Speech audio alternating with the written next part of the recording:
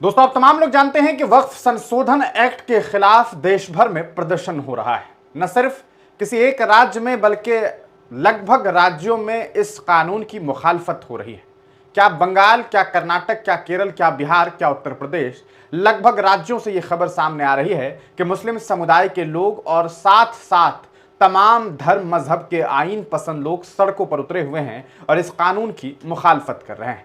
यहां तक कि कई हिस्सों से ऐसी भी खबरें सामने आई कि वहां पर पुलिस प्रशासन के लोगों ने इन प्रदर्शनकारियों के ऊपर बलपूर्वक जो है उन्हें रोकने की कोशिश की है। तो वहीं हालात यह है कि कुछ हिस्सों से तो यह भी खबर सामने आ रही है कि प्रशासन लगातार दर्जनों मुसलमानों के ऊपर एफआईआर तक दर्ज कर रही है, इसलिए कि यह आरोप लगा करके कि सरकारी कार्यों में बाधा डाला गया, तो कहीं यह कह करके कि कोई परमिशन नहीं लिया गया।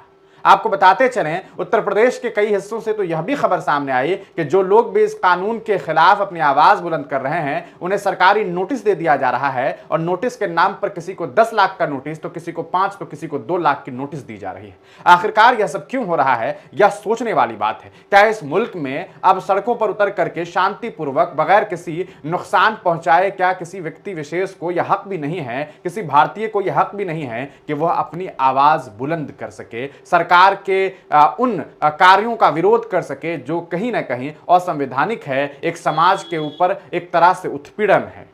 आपको बताते चलें, पिछले दिनों खबर सामने आई थी केरल से कि किस तरीके से कैलिकट वहां पर एक एयरपोर्ट है, बड़ा कहा सकता है कि ऐसा एयरपोर्ट है, अंतर्राष्ट्रीय एयरपोर्ट है। वहां पर आंदोलनकारियों ने, एसआईओ के छात्रों ने, एक छात्र संगठन है एसआईओ, उनके अलावा वहां पर और भी संगठन है, उन संगठनों ने जाकर के उसे जो है कहीं ना कहीं रोकने की कोशिश की, उसे घेरने की कोशिश की, ताकि इस कानून के खिलाफ वो सरकार को यह बता सके कि यह कानून कितना कहा सकता है गलत है और इसकी जल्द से जल्द जो है वापसी होनी चाहिए। इसके अलावा आपको बता दें, बंगाल के मुर्शिदाबाद से भी खबरें सामने आई। हालांकि वहां से कुछ खबरें ऐसी भी सामने आई कि वहां हिंसा हुई है। मीडिया रिपोर्ट्स के अनुसार यह भी दावा किया गया है कि वहां पर 3 लोगों की मौत भी हो गई।